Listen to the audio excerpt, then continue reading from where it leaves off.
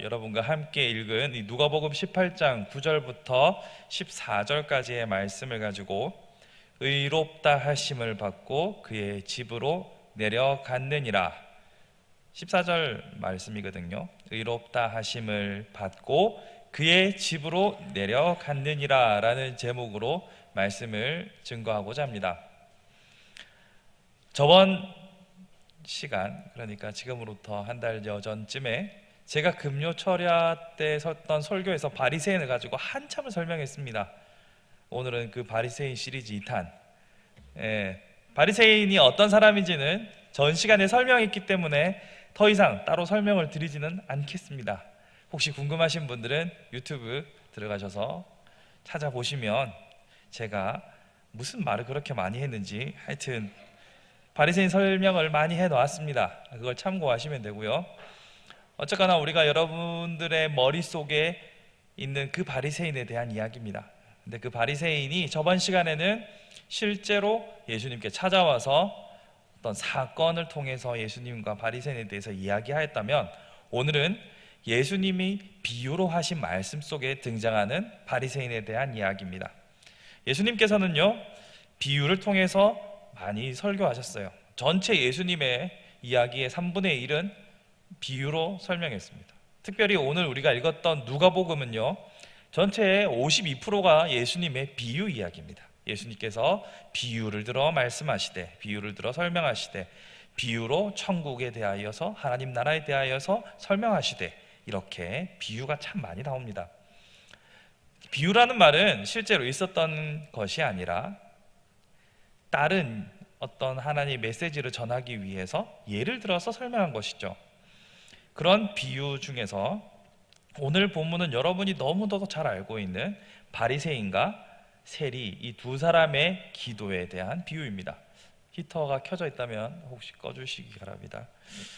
자, 예수님께서는요, 이 비유를 통해서 바리새인과 세리, 이 두 사람을 비교하면서 기도의 모범에 대해서 보여주고 계십니다. 한 사람은 바리새인이고 한 사람은 이 세리가 등장해서 두 사람이 기도하는 장면이 오늘 본문에서 나타나고 있죠. 그런데 바리새인은 제가 저번 시간에 설명드린 것처럼 뭐든 잘해요. 금식도 잘하고 율법도 잘 지키고 철두철미하게 잘하는 사람입니다. 율법을 따라서. 왜냐하면 그는 율법을 바르게 지키는 것만이 개인과 나라의 구원을 이룰 수 있다라고 철저하게 믿었기 때문에 그는 말씀대로 순종하는 사람이었습니다. 반면에 세리는 로마의 세금 징수원이었습니다. 따지고 보면 오늘날 우리의 박혜숙 간사와 같은 세금을 걷는 공무원이었습니다. 물론 상황이 다른 것은 이때 이 세리는 로마의 세금을 걷는 사람이었기 때문에 옛날 일제 치하에서 매국노들이라고 볼 수 있겠죠. 박혜숙 간사가 그렇다는 게 절대 아닙니다. 그러니까 이게 뭔가 비교 대상으로 놓기에는 너무 극단적인 거예요. 사실 비교하려면 예수님 십자가 좌편과 우편에 매달렸던 두 강도 같은 경우는 뭔가 비교하기에 되게 수월합니다.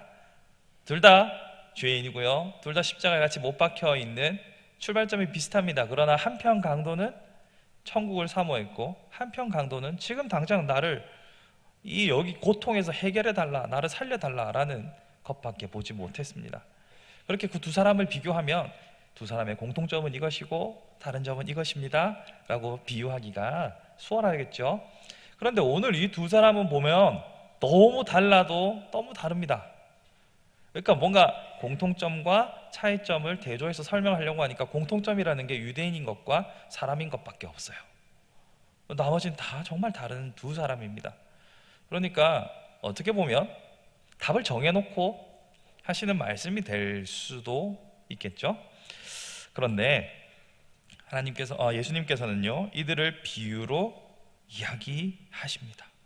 그들을 가지고, 이러한 재료를 가지고 맛깔난 이야기를 만들어주고 계시는 거죠. 지금 그렇게도 다른 두 사람이 성전이라는 한 공간에 들어왔다라고 예수님은 비유로 설명하십니다.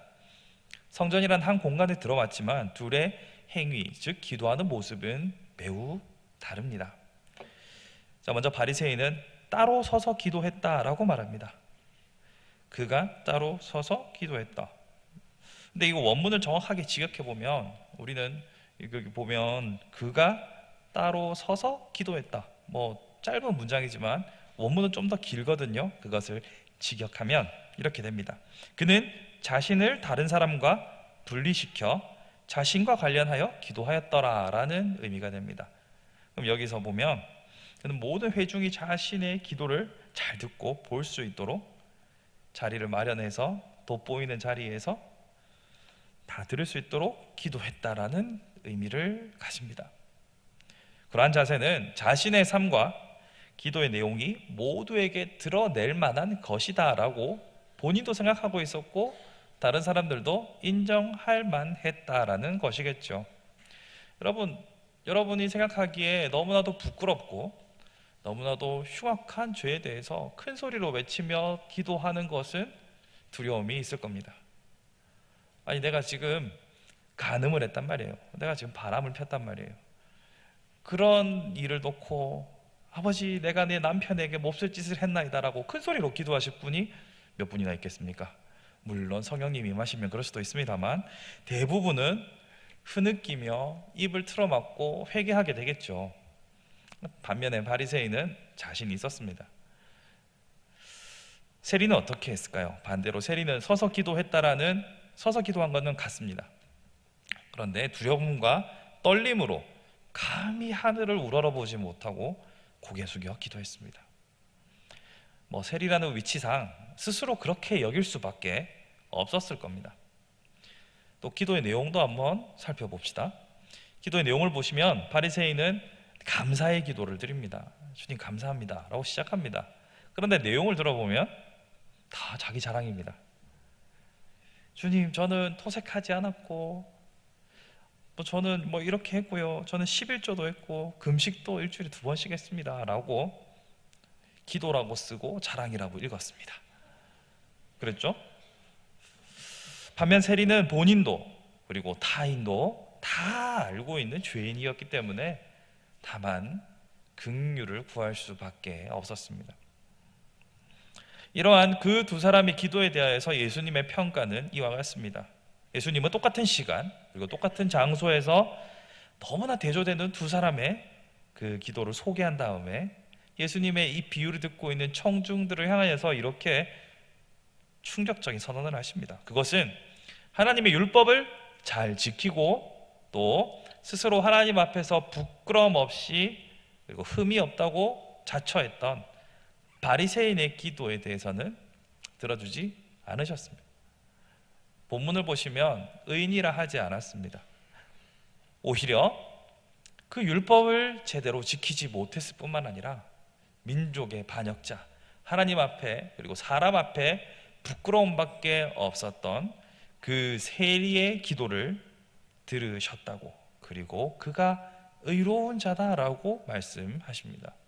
본문 14절 말씀을 보시면 의롭다 하심을 받고, 이 의롭다 하심을 받은 것은 바리새인이 아니라 바로 세리였습니다. 예수님의 이러한 선언은 하나님께서 율법을 지키는 자를 의롭다 하시고 율법에 불순종하는 자들을 징벌하시는 분으로 믿고 있던 당시 유대인들에게 매우 충격적인 사건이었습니다. 자, 청중의 입장에서 봤을 때 이야기를 듣는 중에 마음속에 이미 판단이 다 섭니다. 아, 그래, 바리새인처럼 살아야지, 바리새인처럼 기도해야지, 바리새인처럼 당당하게 기도하는 사람이 나도 되어야겠다라고 생각을 했을 겁니다. 그러나 예수님의 평가는 정반대로 가고 있죠. 청중의 입장에서 볼 때 이러한 예수님의 평가는 많은 혼란을 주었을 겁니다. 왜냐하면 율법을 그렇게 지키는 사람을 향하여서 의롭다 하지 않으시며 누가 과연 율법을 지키려고 하겠습니까? 율법 백날 지켜봐야 세리처럼 막 살다가 회개 한번 제대로 진하게 하면 그게 더 의인으로 인정받는다라고 결론을 짓게 되면 누가 율법을 지키려고 하겠습니까? 여러분, 그래서 간혹 가다가 류 목사님이 전에도 설교할 때 이런 어릴 적에 자기도 마음대로 살다가 죽기 전에 회개하고 천국 가고 싶었었다라고 예전에 부끄러웠던 자신을 고백했던 적이 있습니다. 말은 안 했지만 저도 공감했습니다. 여러분 어릴 때부터 신앙생활 하신 분들은 다 그런 생각 한 번쯤 하셨잖아요. 나도 내 하고 싶은 대로 살다가 죽기 전에 회개하고 살려구다 사이 한번 하고 그냥 천국 가는 건 좀 어떨까? 이런 생각, 그럼 못된 마음 한 번씩은 다 해보셨잖아요. 전 못된 마음이라고 했습니다. 거기에 빠져드시면 안 돼요. 사실 예수님의 이와 같은 선언은 그 당시의 질서를, 율법의 기초 위에 세워져 있던 그 당시의 질서를 파괴하는 거였습니다. 그렇죠. 그럼 누가 지키려고 합니까, 율법을? 당시 하나님께서 주신 율법을 통해 하나님께서 자신들을 그 결과에 따라 취급하신다라고 생각하던 것이 만연한 그 시대의 정신이었습니다. 따라서 율법을 잘 지키면 복을, 못 지키면 저주와 심판을 받는다, 그렇게 믿고 있었습니다. 이것을 한마디의 말로 압축해서 설명하면 권선징악이라고 할 수 있겠죠. 선을 행하면, 즉 율법을 잘 지키면 내가 복받고, 못 지키면 죽든지 벌을 받든지 두드려 맞든지 어떤 결과가 있을 것이다라고 우리는 생각합니다. 그러나 성경 전체를 보시면 권선징악이 부분적으로는 드러나지만 구원에 관련된 부분은 하나님께서 은혜로 모든 것을 하셨음을 알 수 있습니다. 그런 의미에서 이 당시 예수님의 메시지를 받아들이는 것은 그들의 입장에서는 어려운 일이었으나 오늘날 우리 입장에서는 그렇게 낯선 것은 아니겠죠. 그렇다면 이 당시 문화에서 봤을 때 바리새인은 무엇을 잘못했길래 의롭다 칭함받지 못하고, 가장 그들의 궁극적인 목적은 하나님 앞에 의롭다 인정받는 것, 그리하여 구원을 받는 것이 가장 큰 목적일진데 왜 바리새인은 의롭다 인정받지 못했을까? 그리고 세리는 왜 인정받았을까에 대한 이해가 우리에게 반드시 필요합니다. 먼저 바리새인을 살펴보겠습니다. 그는 하나님께 기도하러 왔다고 하지만 아까도 제가 말씀드렸던 것처럼 기도라고 쓰고 자랑질이라고 읽는 거죠. 다 자랑입니다. 하나님, 저는 잘 살았습니다. 그러면서 자기 자신처럼 율법을 지키지 않은 사람에 대해서는 불의한 자로 치부하였습니다. 여기 보시면 11절에 이 세리와도 같지 아니함을 감사하나이다. 자신의 기준에 있어서 율법을 제대로 지키지 않은 자는 욕을 먹어 마땅한 사람이 되어버린 것이죠.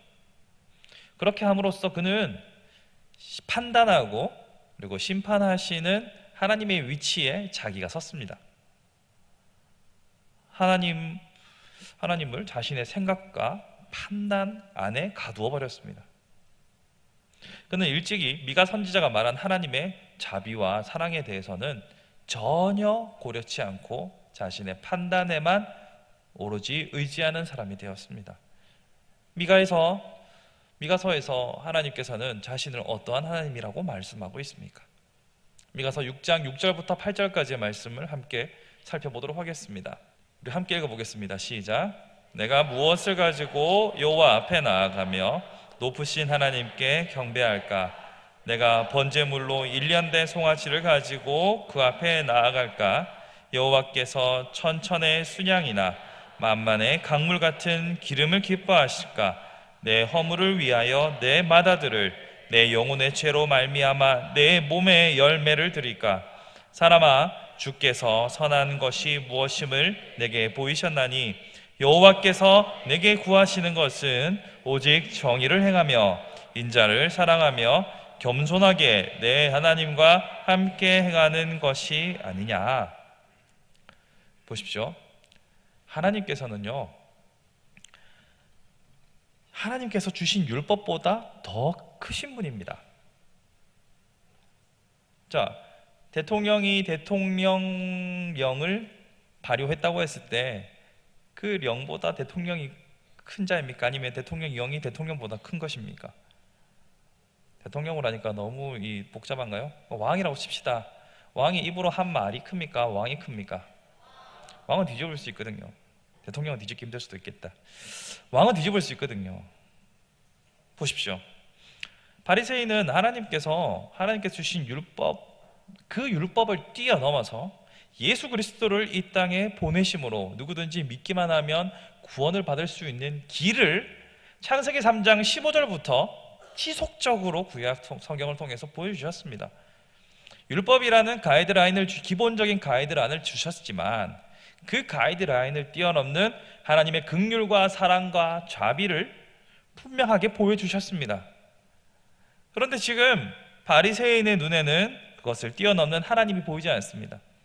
하나님께서 주신 법보다 더 크신 하나님을 볼 수 있는 안목이 없었습니다.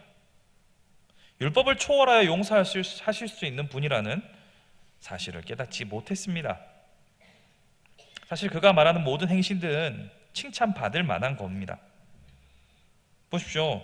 내가 토색, 불의, 간음하는 자들과 같지 않고 또 1회에 2번씩 금식하고 소득의 11조를 드렸습니다. 이거 칭찬받을 만한 일입니다. 그러니까 그 마음은 빼고 일단은 행실만 보자고요. 칭찬받을 만한 일입니다. 하지만 하나님을 바르게 알지 못했고요. 또 스스로 하나님의 위치에 섰습니다. 왜 이런 일이 생기는 겁니까? 그것은 말씀에 대한 오해 때문입니다. 그러니까 총체적으로 말씀을 균형 있게 이해하지 못하면 부분에 매여서 더 크신 하나님의 계획을 보지 못하는 겁니다. 또 한 가지, 행위 중심의 신앙이 되어버렸기 때문입니다. 자신의 행위만을 강조한 결과 그는 타인의 불이행을 용서할 수 없었고, 그렇게 좁은 마음은 하나님의 큰 뜻을 보지 못하게 했던 것입니다. 사랑하는 성도 여러분, 말씀을 알되 균형 잡히게 깊이 알아야 할 수 있습니다. 늘 제가 말씀드리지만 알아야 할 수 있습니다. 모르면 뭐 어떻게 합니까? 여러분, 사용 설명서 제대로 꼼꼼하게 보시는 분들도 있고 안 보는 분도 있겠지만, 사용 설명서를 제대로 보지 않으면 단순한 기계라면 상관이 없지만 복잡한 기계는 반드시 AS를 부르는 참사를 겪고 나서야 뒤늦게 후회하게 됩니다. 왜 하나님을 안다고, 하나님을 믿는다라고 말하면서 하나님이 어떤 분인지 힘써 알고자 하지 않으면 자꾸 오해하는 겁니다. 그러니까 남녀 간에 계속 싸우시는 거잖아요. 남자의 언어와 여자의 언어가 명백히 다름에도 불구하고 나의 언어로 이해하고 계속 설득하고 강요하고 다투게 되는 것이죠. 남자와 여자의 사이도 그러할진데 하나님의 방법과 하나님의 뜻을 알지 못하면 결코 하나님을 기쁘시게 할 수 없습니다. 천천의 수양 아무리 맞춰보십시오. 내 마음이 다른 곳에 있으면 하나님은 안 받으십니다. 제가 그래서 설교를 준비하다가 그런 상상을 해봤어요. 정말 메소드 연기가 24시간 끊이지 않아서 내 아내에게 혹은 내 남편에게 마음은 안 그런데 행위로 모든 것을 다 해주는, 정말 그 사람을 배려하고 맞춰주고 하는데 정말 마음은 사랑하지 않지만 나 연기를 워낙 탁월하게 잘해서 계속해서 그 사람을 위해서 헌신을 해주는 사람이 있다라고 칩시다. 그러면 사람이라면 반드시 그를 기뻐할 겁니다. 그런데 한 사람은 메소드 연기의 능력을 가지고 있고 반대편 사람은 사람의 마음을 읽는다라고 칩시다. 그러면 마음을 읽는 사람의 입장에서 최선을 다해서 나를 섬기는 사람의 마음을 읽는다면 그 사람의 행위가 그대로 있는 그대로 받아들여질까요? 제가 오늘 운전하면서 생각했던 거거든요. 저 혼자 영화 시나리오를 찍었었다 그랬어요. 사실 결혼하고 나서 많이 실망하는 것이 결혼하기 전에는 다 보여줄 수 없기 때문에 어느 정도 속일 수 있습니다. 나의 매너와 나의 젠틀함을 속일 수 있습니다. 그러나 같이 살면 24시간 함께 지내다 보면 매너는 남을 위한 것이 되고 나의 성의와 나의 철저한 시간 관리는 다 남을 위한 것이 됩니다.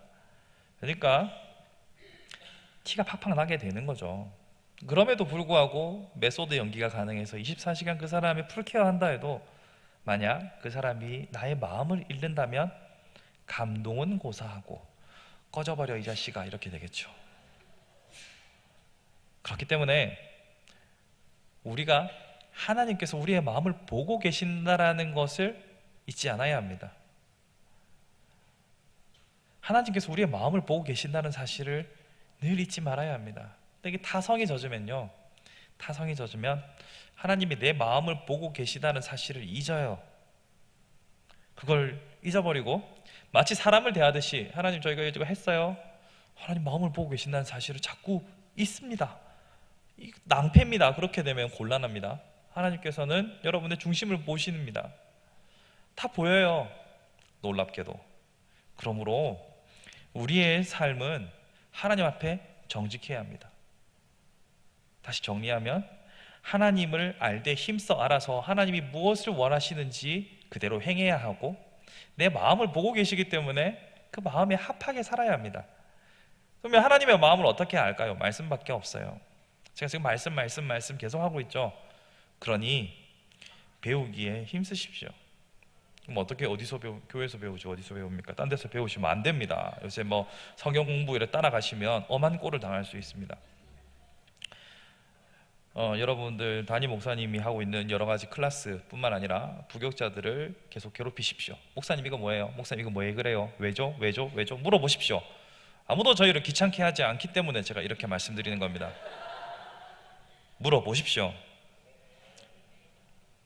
네, 기대하고 있겠습니다. 2019년 말씀의 지식과 깊이와 넓이가 풍성해지는 여러분이 되길 바랍니다. 자, 그러면 두 번째로 바리새인의 기도를 다시 한번 살펴볼게요. 그의 기도에는 그가 하지 않은 것들과 한 것들이 나와 있습니다. 자, 하지 않았다고 하는 거 보십시오. 토색, 불의, 간음. 이것은 적극적으로 육체의 소욕을 참았다는 말입니다. 단순히 안 한 게 아니라 허벅지 찔러가면서 참은 거예요. 바리새인이라고 음욕이 없겠습니까? 바리새인이라고 물질에 욕심이 없겠습니까? 저는 조선시대의 선비들을 보면서 그 선비들이 정말로 그 물질에 매이지 않고, 또 최영 장군이 황금을 보기를 돌같이 했던 것은 그게 자연스럽게 일어났던 일이라 생각하지 않습니다. 끊임없이 자신을 쳐서 복종하고 절차 탁마한 결과겠죠. 마찬가지입니다. 지금 이 바리새인도 애를 많이 썼습니다. 육체의 소욕을 견뎌낸 거죠. 그리고 금식과 11조, 여러분 금식 생각만 해도 너무 고통스럽지 않습니까? 제가 요새 그렇습니다. 금식을 좀 해야 할 것 같아요. 옷이 안 들어가서. 그런 다이어트 말고 금식하며 기도하는 것, 이것도 쉬운 일은 아닙니다. 가끔씩 금식을 여러 번 하다 보면 한 번씩 성령님께서 힘을 주셔가지고 배가 고픈지도 모르고 기도할 때도 있습니다만, 대부분의 경우 금식을 할 때 내가 말씀을 묵상하는지 음식을 묵상하는지 모를 때가 있어요. 주여 오늘도 내게 치킨을 아이고 주님 이게 아니고요, 이렇게 돼요. 괴로운 일입니다. 나름의 노력이 필요한 부분입니다. 그런데 이런 수고를 경험한 사람은 두 가지의 반응을 보이는 것을 통상적으로 보게 됩니다. 첫 번째 반응은 내가 수고하였으나 내가 열심히 참고 또 내가 열심히 견디고 인내하였지만 그 또한 하나님께서 하셨습니다 라고 하는 분들이 있습니다. 정말 수고하고 땀 흘리고 막 주방에서 땀 흘리시고, 요즘 또 주차 봉사하시는 분들은 이 추위와 싸우셔야 되거든요. 손과 발이 막 꽁꽁 얼고 힘들고 수고했으나 이 또한 하나님께서 제게 마음을 주셨으니까 하는 겁니다. 제가 이렇게 섬길 수 있어서 감사합니다 라고 하시는 분들이 있습니다. 한편 내가 이렇게 수고하였노라 라고 바리새인처럼 말하는 이들도 있습니다. 자, 이렇게 두 분류를 놓고 봤을 때 전자는 내가 육신의 정욕을 참을 수 있도록, 수고를 아끼지 않을 수 있도록, 에너지와 열정을 쏟을 수 있도록 인도하신 성령님께 모든 공로를 돌려드립니다. 금식할 수 있는 마음도, 견디게 하는 힘도, 기도할 수 있는 건강도 주신 하나님께 찬양을 올려드리는 거죠. 11조도 드릴 수 있게 하시니, 하나님, 제가 옛날에는 11조를 드릴 게 없었는데 지금은 11조를 할 수 있네요 라고 공로를 하나님께 올려드립니다. 하지만 2번, 내가 했다 하는 사람들은 이 모든 일을 내가 한 것으로 공로로 돌리게 되면 그때부터는 이야기가 달라집니다. 아니, 내가 어떻게 참았는데, 내가 어떤 수고를 했는데, 내가 어떤 개고생을 했는데 라고 생각을 하게 되죠.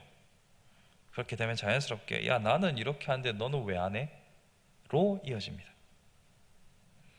스스로 심판자가 되어 주변을 향하여서 날카로운 이빨을, 평가를 드러내기 시작하는 거죠. 이러한 모습이 가장 선명하게 드러나는 것이 바로 11절 내용입니다. 이 세리와도 같지 아니함을 감사하나이다. 정말 나빠요. 정말 나빠요. 이런 사람들 꼭 있지만 그래요. 나빠요.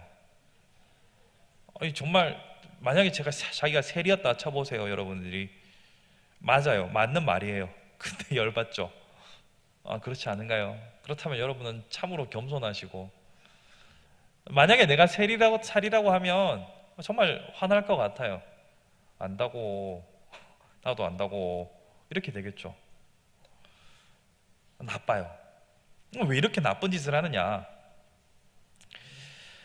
자기가 주인이니까, 저 사람은 아직 은혜를 못 받아서, 아직 은혜를 입지 못해서 저 일을 하지 못하는구나 라고 생각하면 그를 위하여 기도할 수 있습니다. 근데 내가 했다 생각하면, 야, 나는 하는데 너는 왜 못해? 요즘 젊은이들이 제일 싫어하는 거잖아요. 야, 우리 땐 말이야. 이런 말 싫어하잖아요. 그 말은 뭡니까? 자신의 경험을 타인의 경험에 대입해서 일반화시키는 위험입니다. 이런 위험성은 누구에게나 나타날 수 있습니다. 특별히 성령님께서 또 하나님께서 우리의 삶을 주장하셨다라고 생각하지 못하면 결국 자신의 기준과 잣대로 남들을 재단하는 바리새인이 되어버리고 마는 것입니다. 이 세리와도 같지 않음을 감사나이다. 아주 나빠요. 자, 이러한 결과가 나타나는 것은 그 모든 행위의 중심이 자신이었다라고 말하는 데서 나타나는 거죠. 이런 것을 우리는 교만이라고 합니다. 교만은 스스로를 높이는 것이라고 여러분들이 잘 알고 계시죠. 뿐만 아니라 하나님의 자리에 자신이 올라가는 것이 교만입니다. 이것이 교만의 핵심입니다. 자, 맨 처음 선악과를 따먹었을 때 너도 하나님과 같이 될 수 있다는 말에 하와가 넘어갑니다. 즉 인류의 시작은 교만과 함께 시작된 겁니다. 자, 하나님께서 이 모든 일을 하셨습니다. 하나님께 영광을 돌려드립니다가 아니라 내가 이렇게 수고했답니다 라고 말하면서 하나님께서 하신 일을 하나님을 쏙 빼고 거기에 내가 들어가는 것, 이것이 바로 교만이죠. 내 안에 역사하시는 성령님을 무시하고 오직 자신의 힘으로 살아간 사람의 결과물이 바로 이런 겁니다. 하나님, 저는 저 세리와 같지 않게 하심을 감사합니다. 내 힘으로, 내 의지로, 나의 노력으로 했다라고 자랑하는 것이죠. 이러한 삶은 매우 비극적인 결과를 낳습니다. 여러 가지 비극적인 결과들을 논할 수 있지만 오늘 본문에 비추어 보았을 때의 비극적인 결과에 대해서 한번 살펴봅시다. 본문은 14절을 한번 살펴보겠습니다. 14절을 보시면 이렇게 말씀하십니다. 내가 너희에게 이르노니 이에 저 바리새인은 아니고 이 사람이 의롭다 하심을 받고 그의 집으로 내려갔느니라. 여러분 느낌이 오십니까? 저 바리새인이 아니고, 즉 의롭다 인정받지 못하게 됩니다. 여기서 의롭다 인정받지 못한다는 것은 너 잘했어, 너 좀 이번에 별로야 이거 아닌 것 같아. 이런 단순한 판단이 아닙니다. 의롭다 칭함 받아야 구원을 받습니다. 그렇지 않습니까? 여러분들은 나의 구주를, 예수 그리스도를 나의 구주로 고백하고 우리가 의롭다 칭함 받음으로 천국으로 가는 겁니다. 여러분의 행위로, 여러분의 행실로, 여러분의 삶의 열매로 천국에 가는 것이 아니라, 여러분의 마일리지를 쌓아서 천국에 가는 것이 아니라 예수 그리스도의 보혈 의지하여서 그 십자가 공로로 하나님께 의롭다 인정받았기에 우리는 천국 가는 겁니다. 그런데 지금 바리새인을 향하여서 저 바리새인은 아니고 라고 합니다. 그러면 다시 말씀의 내용을 복기해 볼까요? 내 삶에서 이루어진 모든 성과와 열매들에 대하여서 하나님이 하셨습니다 라고 고백함으로 그러지 못한 사람들을 향하여서 긍휼을 가진 사람이 못되면, 또 내가 이렇게 했는데 못한 사람들을 향하여서 비난하는 사람이 되어버렸다면 여러분들의 구원을 의심할 만한 정황이 되는 겁니다. 여러분, 이것만큼 심각한 상황이 어디 있습니까? 여러분, 남을 비난하고 남을 판단하는 사람이 되면 하나님이 안 기뻐하십니다. 공동체가 깨집니다. 여러분, 그렇게 하시면 여러분의 인격에 손해입니다. 이런 100마디 말보다, 이 한마디 말보다 무서운 말이 어디 있을까요? 의롭다 하심을 받지 못할 수 있다는 말. 참 두렵고 떨리는 말입니다. 그러므로 바리새인과 같은 행실을 따른 자기 삶의 교만에 대하여서 우리는 매우 심각하게 고민할 수 있어야 합니다. 그런데 이 교만이라는 것이 날마다 우리를 옥죄어오고 틈만 나면 비집고 들어오려고 하는 그 시도를 그치지 않고 있다는 것을 우리는 잊지 말아야 합니다. 우리가 땀 흘려 수고하고 여러 가지 일들을 할 때 많은 사람들이 우리의 눈에 들어옵니다. 사실 우리가 우리 것만 하면 되는데 다른 사람이 눈에 들어와요. 어쩔 수 없어요. 그럴 때마다 일이 고되면 고될수록 우리 안에 그런 비교하는 마음, 혹은 그 사람을 마구마구 씹어주고 싶은 그 어금니가 근질근질해지는 것을 느끼잖아요. 그런 모든 총체적인 이런 어려움들을 어떻게 우리가 이겨나갈 수 있을까요? 의롭다 인정받는 삶을 지속하려면 어떻게 해야 할까요? 사실 오늘 본문에서 예수님께서는 바리새인과 세리를 이렇게 비교해서 설명하고 있습니다만, 그리고 그 이야기를 들으면서 우리는 나는 바리새인인가? 나는 세리인가? 머릿속에서 막 고민을 할 거예요. 나는 한 3%, 30%는 세리인 것 같고 한 70%는 바리새인인 것 같다. 나름의 결론을 내리실 거예요. 사실 우리의 삶을 끝날 때까지는 세리의 삶인지 바리새인의 삶인지 완전히 하나로 결론 지을 수 없겠죠. 다만 우리의 삶은 사실 우리 두 가지의 모습을 다 갖추고 있다라고 보시면 돼요. 우리가 이 일을 열심히 잘 해내고 또 맡겨진 일들을 열심히 잘 해내고 큰 유혹들이 없어서 말씀에 비추어 보았을 때 내가 크게 부끄러움이 없다 싶을 때는 바리새인의 삶의 유혹이 막 밀려옵니다. 근데 또 한편 세리의 모습으로도 살아갈 때도 있습니다.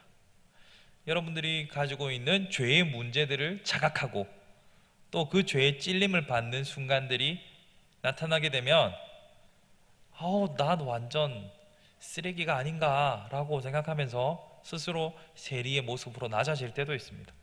사실 이 둘 사이로 왔다 갔다 하는 것이 우리의 인생이 아닌가 생각해 봅니다. 여러분들은 어떠하신가요? 지금 여러분은 스스로 세리의 위치에 있으신가요? 바리새인의 위치에 있으신가요? 우리는 이렇게 상황에 따라서, 시점에 따라서 여러 가지 모습으로 우리를 평가하실 수 있을 겁니다. 사람이 한결같은 게 어디 있나요? 변하죠. 그때그때 상황에 따라서 우리는 변합니다. 인정할 건 인정하자고요. 뭐 저도 그래요. 목사라고 앞에 서 있지만 시간 단위로 쪼개서 보면 그때그때 다릅니다. 오전 10시에 저와 오후 5시에 저는 분명히 다를 수도 있습니다. 네. 막 점심 먹고 와가지고 책을 보다가 갑자기 감동이 밀려와서 가슴이 뜨거워졌다. 그러면 오후 5시에 저는 꽤 경건한 사람일 수도 있습니다. 그러나 10시쯤에 출근을 했는데 퇴근을 하고 싶은 마음에 눌려서 게으른 자가 되었다면 또 그때는 그 10시에 저는 또 다른 저일 수도 있습니다. 어디 저만 그렇겠습니까? 우리 같이 죽자고요. 여러분도 그렇잖아요. 여러분도 그 순간순간 여러분의 상태는 그때그때 다를 수 있습니다. 그래서 조금만 내 빈틈이 있으면 우리는 목이 곧은 바리새인처럼 될 수도 있고, 또 어떤 때는 세리와 같이 한없이 낮아지고 작아지는, 그리하여 오히려 자신을 파괴하는 지경에 이를 수도 있습니다. 그렇다면 어떻게 해야 우리는 일관된, 즉 의인의 삶을 살아갈 수 있을까요? 우선은 첫 번째로 행위주의 신앙에 대해서 여러분들이 배척하는 자세를 취해야 합니다. 내가 이것을 했으니까 나는 좀 괜찮은 성도인 것 같아. 나는 이 정도 했으니까 나는 그래도 평균치 이상은 한 것 같아 라고 스스로 위안하시면 곤란합니다. 여러분의 행위로 여러분의 자신을 판단하지 마십시오. 아까 제가 예화로 드렸던 말씀들처럼 우리의 마음을 보시는 하나님이시기 때문에 내가 무엇을 했다고 해서 스스로를 위안하지 마시고 내 마음이 어디에 있었는가를 보셔야 합니다. 때로는 우리는 상황과 여건이 맞아서 바리새인처럼 많은 일들을 할 수도 있습니다. 하지만 또 어떤 때는 마음이 낙심되거나 혹은 육체가 따라가지 못하여서 혹은 상황이 여의치 않아서 바리새인처럼 하지 못할 때도 있어요. 그럴 때 스스로를 향하여서 너무 채찍질하지 마십시오. 다만 그럼에도 불구하고 이 세리처럼 하나님의 은혜와 긍휼을 구하는 믿음의 모습이 있다면 여러분들 너무 낙심하거나 좌절하지 마십시오. 사단은 그런 때를 노립니다. 사단은 결과를 바라보고 우리를 계속해서 학대합니다. 정확하게 표현하면 우리가 스스로를 학대하게 만듭니다. 그러나 그렇게 매이지 마십시오. 하나님께서는 세리의 삶이 옳다라고 하진 않지만 그러한 세리조차도 품으시고 용서하시는 하나님이었습니다. 세리가 그 자리에서 하나님께 울부짖고 하나님께 용서를 구했을 때 행여나 용서해 주시지 않을까라는 믿음이었다면 그렇게 구하겠습니까? 그러나 하나님께서는 그러한 믿음을 보시고 그의 삶을 총체적으로 의롭다 인정해 주셨습니다. 그러므로 행위에 여러분들이 너무 매몰되지 마십시오. 아까 제가 말씀드린 것처럼 10시에 저와 오후 5시에 저가 다를 수 있는 것처럼 1년 전에 여러분과 지금의 오늘이 여러분들이 삶에서 나타나는 성과가 다를 수 있습니다.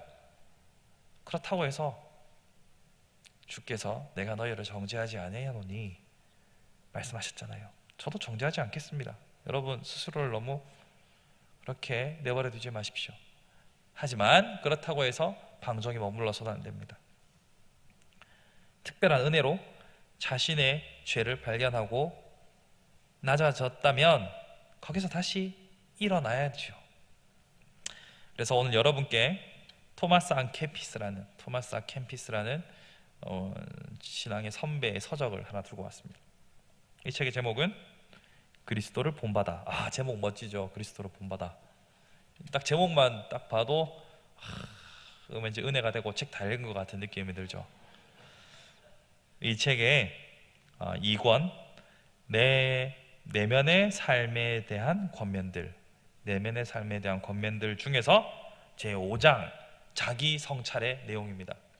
제가 읽어 드릴 테니까 잘 들으세요.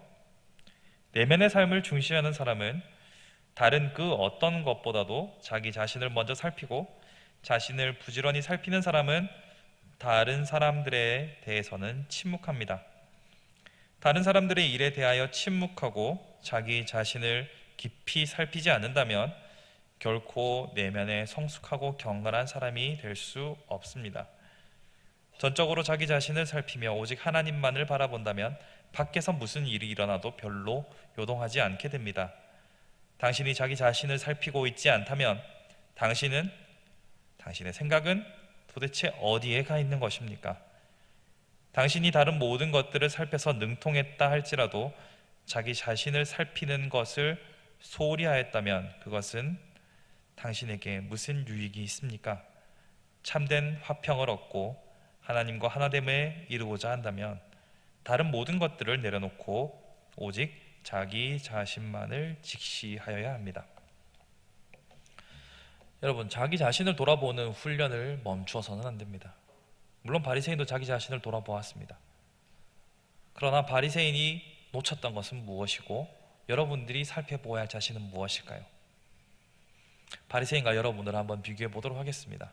바리새인은 어찌 보면 여러분보다 스스로 자신에게 더욱더 엄격한 기준을 가지고 더욱 자신을 돌아봤을지도 모르겠습니다.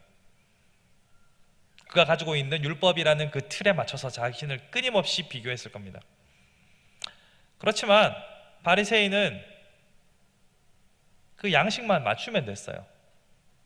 그쵸? 금식할 때는 금식하고 11조를 바칠 때 11조하고. 그러나 바리새인이 보지 못했던 것은 아버지 하나님의 마음입니다. 아버지 하나님의 마음을 보지 못했고 행위만 봤습니다. 사랑하는 성도 여러분, 만약에 여러분들이 자신을 성찰하고 있다고 할 때, 자신을 돌아본다고 할 때 만약 내 마음이 아니라 내 행실만을 가지고 여러분 스스로를 판단하고 평가하고 있다면 멈추십시오. 유익하지 않습니다. 하지만 여러분의 마음을 살펴서 나는 정말 하나님께 집중하고 있다. 나는 하나님을 중심으로 모든 생각들을 정리하고 있다. 내 삶의 중심이 하나님이심은 불변하다로 살아가고 있다면 여러분들 힘써 용기를 내고 그 자리에서, 절망의 자리에서, 좌절의 자리에서 일어서십시오. 만약 여러분의 마음이 행실은 비록 실패했다 할지라도 그 마음이 하나님을 향하여 있다면 그 세리를 향하여 하셨던 말씀이 바로 여러분을 향한 말씀이 될 것입니다. 의롭다 인정하실 것입니다. 사랑하는 성도 여러분, 이 모든 일이 가능하기 위해서는 성령님이 필요합니다. 자, 생각해 보십시오. 우리의 삶의 중심을 하나님으로 두고 그 하나님의 마음을 어떻게 기쁘시게 할 것인가 살아가는 삶이라는 것은 우리의 힘만으로는 지속되지 않습니다. 될 것 같지만 안 됩니다. 다시 이 책의 내용을 인용해 드리겠습니다. 우리 자신을 지나치게 신뢰해서는 안 됩니다. 우리에게는 은혜와 명철이 없을 때가 많기 때문입니다. 우리 속에는 단지 작은 빛만 있는 데다가 그 작은 빛마저도 우리의 소홀함으로 인해서 금방 소멸해 버립니다. 우리 안에 빛이신 예수 그리스도께서, 말씀이신 예수 그리스도께서 우리 안에 들어오셨습니다.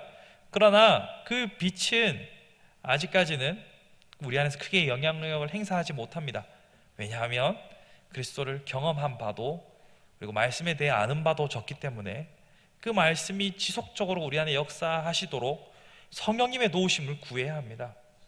성령님께서 우리 안에서 계속 역사하시면서 그 말씀들을 깨닫게 하시고 또 깨닫도록 사람을 보내주시고 또 다른 사람의 만남을 통하여서 성령님이 빛을 계속 비춰주셔야만 그 어둠이 물러나고 우리 안에 계속해서 하나님을 향한 열망이, 그 열망의 씨앗이, 불씨가 꺼지지 않을 수 있는 겁니다. 우리는 우리 자신을 너무 신뢰할 때가 많습니다. 내가 전에 은혜 받았으니까 이걸로 한 1년은 안 가겠나, 이런 생각은 매우 위험합니다. 여러분 매일의 그 말씀의 양식으로 사셔야 합니다. 그런데 우리는 자꾸 착각할 때가 있어요. 방심할 때가 있는 거죠. 큰 은혜 받았으니까, 또 내가 공급받았으니까. 그러나 한시도 그 성령님의 역사를 사모하고 모셔드리지 않으면 우리는 넘어져요. 연약합니다. 그렇게 빛으로 자신을 비추어서 공로 없음을 알고 자비와 긍휼을 구할 때 비로소 기도를 들어주시는 자녀가 될 수 있습니다. 오늘 우리가 읽었던 누가복음 18장을 보시면 앞에 다른 비유도 하나 나타납니다. 여러분들이 너무나 잘 알고 있는 불의한 재판장에 대한 비유죠. 모르세요? 있어요. 보시면 한 절만 읽어볼게요. 이거 18장 2절에 어떤 도시에 하나님을 두려워하지 않고 사람을 무시하는 한 재판장이 있는데 그 도시에 한 과부가 있어 자주 그에게 가서 내 원수에 대한 나의 원한을 풀어줘서 하되 그가 얼마 동안 듣지 아니하다가 후에 속으로 생각하되 내가 하나님을 두려워하지 않고 사람을 무시하나 이 과부가 나를 번거롭게 하니 내가 그 원한을 풀어주리라. 들어보셨죠? 이 이야기 정말 안 들어보셨나? 이 이야기처럼 불의한 재판관이라 할지라도 과부는 제가 늘 말씀드렸잖아요. 이스라엘의 3대 찌질이 과부, 고아, 나그네. 이 과부가 연줄도 안 닿아 있는 재판장한테, 불의한 재판장한테 계속 청원했지만 안 들어줬어요. 그래도 재판장이 귀찮아서, 더 귀찮기 싫어서 들어주는 이야기를 비유로 예수님이 설명하시고 이어서 이 이야기를 하세요. 즉 18장을 통해서 예수님께서 해주시고 싶은 말씀은 기도에 대한 내용이었어요. 즉 앞에는 그런 불의한 재판장도 기도하면 들어주는데 나는 언제든지 들을 준비가 되어 있다니까, 이런 내용이에요. 그리고 이어서 나오는 이 이야기는 하나님은 어떤 기도를 더 기뻐하시는가에 대한 내용이에요. 즉 하나님은 낮은 마음으로 하나님의 마음을 알고 하나님의 큰 뜻을 알고 아버지의 사랑을 구하는 자, 아버지의 긍휼을 구하는 자를 기뻐하신다는 겁니다. 다른 말로 교만함을 버리고 긍휼을 구할 때 우리는 응답받는 삶을 살아갈 수 있다는 겁니다. 하나님이 의롭다 인정하는 것이 구원, 즉 사망에서 생명으로 옮겼다라는 의미뿐만 아니라 내 아버지 되셔서 나의 기도에 응답하신다는 거잖아요. 만약 여러분이 응답받지 못하고 있는 현실에 있다면 이 말씀을 한 번쯤은 생각해 보시기 바랍니다. 물론 하나님의 때가 있고 하나님께서 그 응답하실 시기는 하나님께서 하시기 때문에 내가 아무리 간구한다 할지라도 하나님께서 듣지 않으시거나 유예하실 수도 있어요. 바울이 육체의 가시를 제거해 달라고 그렇게 구했건만 하나님이 단호하게 끊으셨잖아요.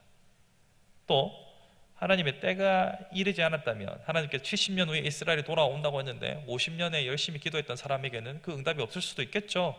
그러나 기본적으로 들으시는 하나님께서는 우리의 삶 가운데 모든 교만을 제하여 버리고 하나님이 어떤 분인 줄 알고 율법에 매인 것이 아니라 하나님의 크신 속성을 알고 구하는 자들에게 응답하신다고 오늘 우리에게 설명하고 있는 겁니다. 사랑하는 성도 여러분, 우리는 참 많은 일에 쫓기면서 바쁘게 살아갑니다. 여기서 안 바쁘신 분 손 들어보세요. 없잖아요. 다 바빠요. 누구에게도 바빠도 저한테 전화하실 때 또 목사님 참 바쁘시죠? 이렇게 하면 어떨 때는 안 바쁜데 어떻게 대답을 해야 할까 고민할 때도 있어요. 대부분은 바쁘지만 안 바쁠 때도 있습니다. 근데 저만 바쁘겠습니까? 다들 바쁘게 살아가죠. 하지만 자신을 돌아보고 부지런히 은혜를 구하지 않으면 바리새인이 되는 건 시간 문제입니다. 자, 특별히 우리 교회처럼 해야 할 게 많고 할 거리가 많은 곳에서는 내가 바리새인 되기 딱 좋습니다. 단지 식봉만 해도 내가 식봉을 했는데 저 사람이 안 왔어. 그러면 내가 어느 순간 바리새인이 돼가지고 이 나쁜 사람 이러면서 속으로 그렇게 하고 있지 않을까요? 내가 큐티 학교 때 가서 뜨겁게 안아줬어요. 그리고 눈물을 훔치고 나서 나중에 그 집사 왜 안 왔지? 이렇게 바리새인이 될 수 있어요. 일이 없으면 교회 바리새인이 좀 적을 수도 있어요. 일이 많은 교회일수록 이런 위기는 언제든지 찾아올 수 있습니다. 바리새인이 생기면 세리도 생기겠죠. 그럼 반대편에 있는 부득이하여 참여하지 못하는 사람들의 마음속에는 또 이런 죄책감과 무거운 마음이 쌓일 수도 있겠죠. 우리 생각을 한번 바꿔봅시다. 하나님께서 기회의 장을 많이 주셨으니 마음껏 헌신해 보는 거죠. 그러면 거기에 기쁨이 있겠죠. 남을 보지 말자고요. 행위로 내가 이만하면 하나님 보시기에 꽤 괜찮은 사람이다 라고 판단하지 마시고, 내 안에 아직도 이런 열정이 있구나, 내 안에 이런 뜨거움이 있구나, 내가 할 수 있는 시간도 있고 체력도 있고 건강도 있고 물질도 있구나, 관점을 바꾸십시오. 왜 내가 수고한 그 일들 때문에 스스로 넘어져서야 되겠습니까? 열심히 일하고 아무것도 받지 못하여 돌아가는 것만큼 슬픈 게 어디 있을까요? 우리는 오늘도 바리새인과 세리, 이 두 극단을 오가며 살아가고 있습니다. 그렇게 자신의 연약함을 인정하고 나면 그때부터는 성령님이 필요하군요, 우리의 입술로 고백하게 됩니다. 또 여기서 나타나는 의인의 삶을 생각해보면 다시 한번 예수 그리스도의 은혜와 공로가 얼마나 큰지 다시 한번 느낄 수 있습니다.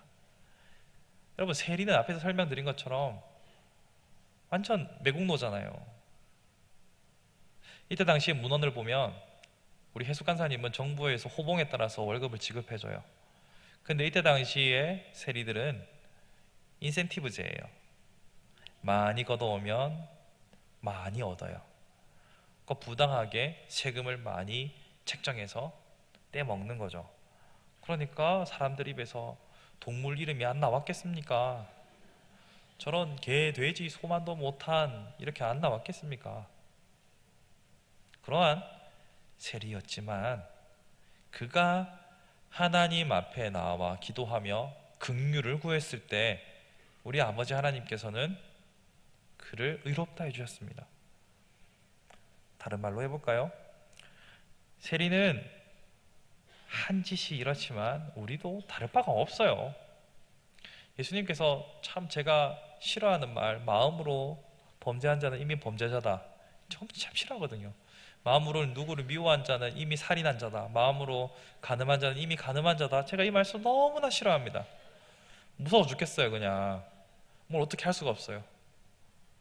여러분, 하루에 여러 번 죽이시잖아요.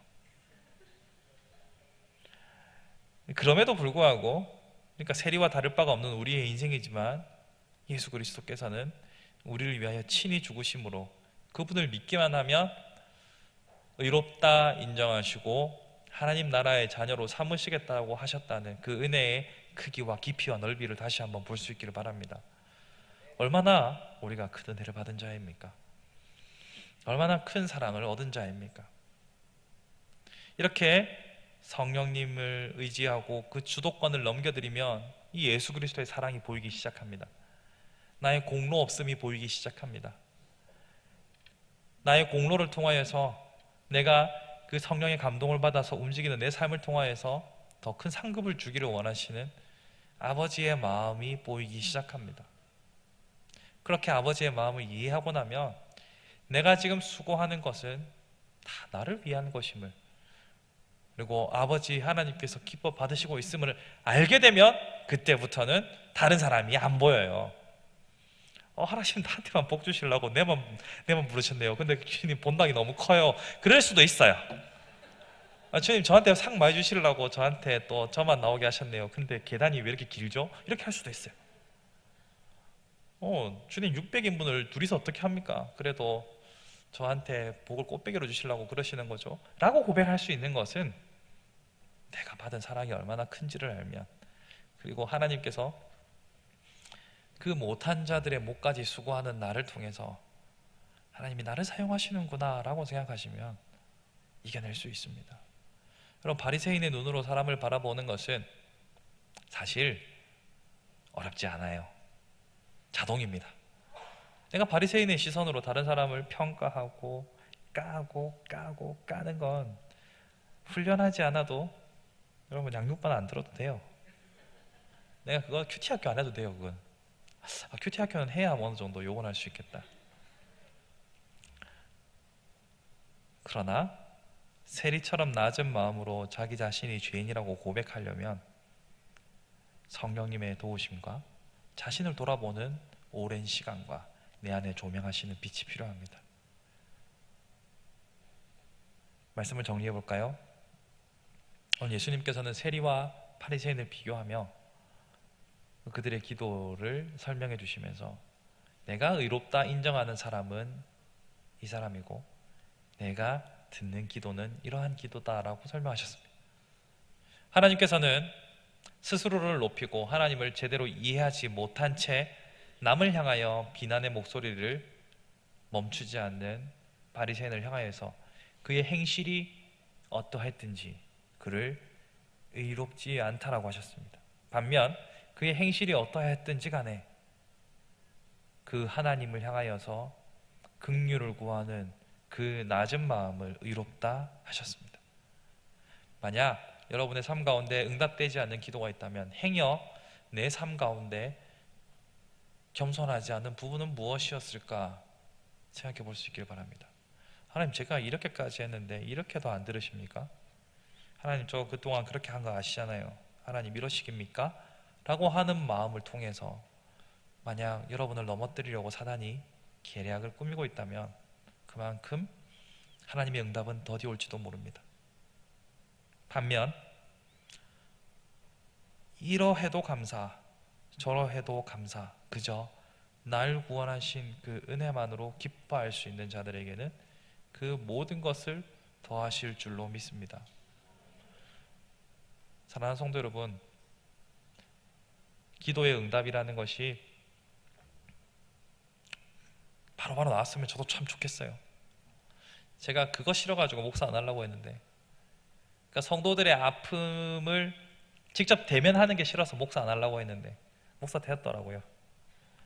그래서 우리 성도들의 아픔을 직접 대면하는 게 아직도 괴롭습니다. 물론 이거 은퇴할 때까지 그럴 것 같아요. 하나님, 좀 그냥 들어주시면 안 될까요? 하나님, 그냥 좀 문제 좀 해결해 주시면 안 될까요? 그런 생각 많이 들어요. 그래서 어떻게 하면 응답받을 수 있을 것인가 많은 고민을 해봅니다. 저도 아직 응답받지 못한 기도들도 있고, 근데 오늘 본문을 통해서 한 가지 추론해 보건대, 만약 내가 바리새인의 기도를 하고 있었다면 그만큼 내 기도가 더딜 수도 있겠구나. 내가 바리새인의 마음을 가지고 있다면 그만큼 다른 이들을 향하여서 날 선 말들을 뱉었겠구나. 내가 아직 바리새인의 마음을 가지고 있다면 아직도 나 자신을 보기보다 타인을 보고 있겠구나 라는 생각을 하게 되었습니다. 사랑하는 성도 여러분, 우리의 삶 가운데 바리새인의 삶을 살아갈 때도 세리의 삶을 살아갈 때도 있겠지만 늘 성령님을 소망하면서 내 안에 조명하시는 그 빛을 바라보고 세리의 낮은 마음으로 하나님의 긍휼을 구하시기 바랍니다. 여러분이 하는 일과 하지 못한 일만 바라보지 마시고 내 아버지의 마음에 나는 합한가를 고민할 수 있기를 바랍니다. 그리하여 아버지께서 주시는 위로와 평강을 누리기를 바랍니다. 마지막으로 이 모든 일을 우리를 의롭다 하시기 위하여 이 땅에 오신 예수 그리스도를 높이 올려 찬양하는 저와 여러분의 복된 밤이 되기를 소망해 봅니다.